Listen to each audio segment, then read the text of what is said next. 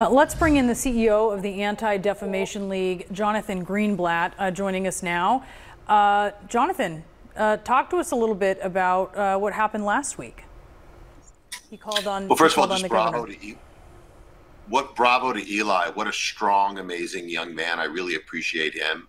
I'll tell you guys, over the last 2 weeks, I've been to places like Harvard, Columbia, UCLA, USC. I've seen this firsthand. I've seen the sort of craziness manifesting on these campuses. And look, we need to have, really just fierce hope for the 133 hostages still being held in Gaza, and deep compassion for the Palestinian civilians still, in harm's way. And yet what's happening at these campuses is way beyond that. When I was at UCLA on Sunday, I saw the pushing and the shoving. I saw the anti-Israel students locking arms and preventing people from passing. I witnessed it firsthand. I saw one student stepping on and smashing an American flag into the ground. I mean, it was a real reminder that there's a kind of bedlam on these campuses.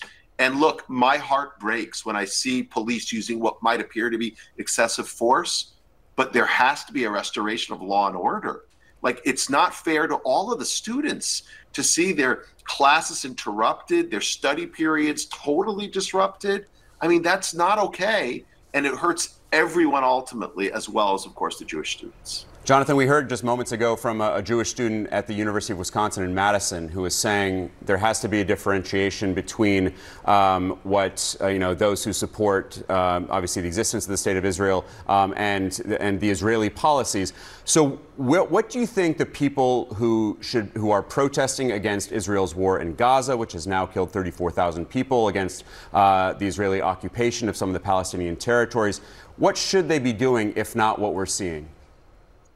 Look, you can vociferously criticize Israeli policy, Alex. You can strongly oppose moves by the Netanyahu government. Like, we have strong opinions at ADL, but something is deeply wrong when your answer to the Jewish students is, when the way you express your frustration is telling Jewish kids to go back to Poland. When the way that you manifest your anger is by waving a Hezbollah or PFLP or Hamas flag. Like, that isn't normal. Like, you can have strong feelings about what China's doing to its minorities, the way Mexico handles their drug policy, but you wouldn't threaten Asian American or Latino students. So look, Jewish students of whatever political persuasion, whatever their identity, should not be harassed or menaced because of who they are or what they believe. So protest all you want, but don't intimidate, threaten, or assault your classmates, and certainly don't disobey university rules to the point where, again, as at Columbia, they have to shut down the university entirely. That's way outside the lines, Alex.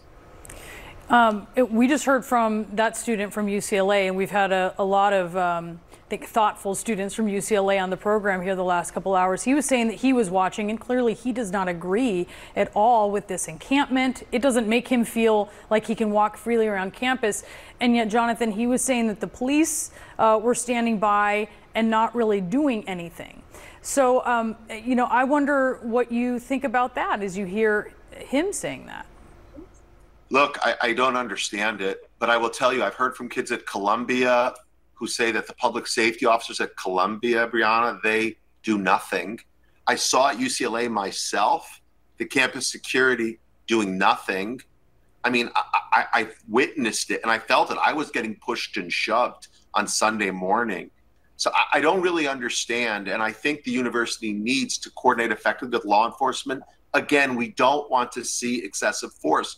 But these images out of UCLA, if you are wearing a full face mask, by the way, whether you are anti-Israel or pro-Israel, no one should be dressing like they're in an, like an ISIS fighter or a bank robber and throwing things or assaulting people. I don't care what side you're on. And by the way, if the university had listened to ADL, and I'm sure to others too, and had just instilled some modicum of order and regulated things and enforced their own policies, Brianna, we wouldn't be in this position in the first place. All right, Jonathan Greenblatt from the Anti-Defamation League, thanks so much for joining us today. Appreciate it.